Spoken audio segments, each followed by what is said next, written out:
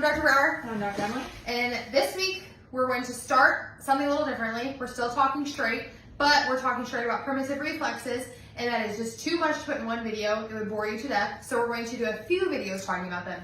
So this week, we are just going to talk about them in general.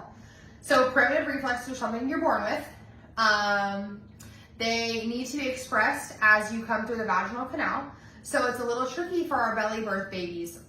Obviously, you're gonna say it all the time. Sometimes those things are a necessary evil. So don't hear what we're not saying, but they aren't always exhibited when we don't come through the canal on our own. So sometimes we have reflexes that are turned on when they shouldn't be. Sometimes we have reflexes that are not turned on when they should be. I'll kind of let Dr. Emily dive into what that looks like. So our primitive reflexes are controlled by more of our brainstem and our lower brain centers, and they usually go in a certain order. So the whole giving birth thing, if we don't hit one, then we're gonna miss other ones, or we'll hit them later and then we'll hit them out of order.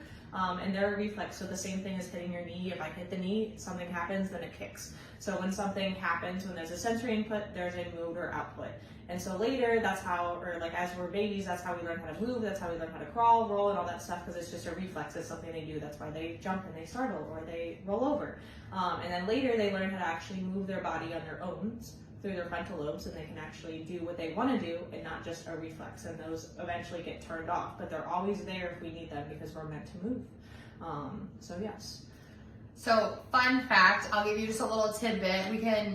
I'll probably say this one to the end because that way you'll forget about what I'm gonna say, but something as simple as the startle reflex, you will never hear me advocate for a swaddle at night. I'm not judging you. You do what you have to do. But when we swaddle a baby, we inhibit that reflex. It's a necessary reflex. It needs to be there until a certain point. We can dive more about that into that video, but we don't want to inhibit that too early because it can affect things down the road.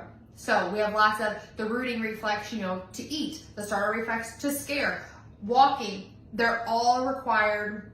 Our reflex requires all of them. So they're very important.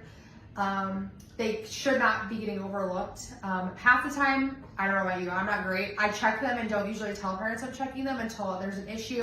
There's lots of exercises that we can do to rectify the situation of bringing them back or getting rid of them when we need to. There's some adults who still have their primitive reflexes.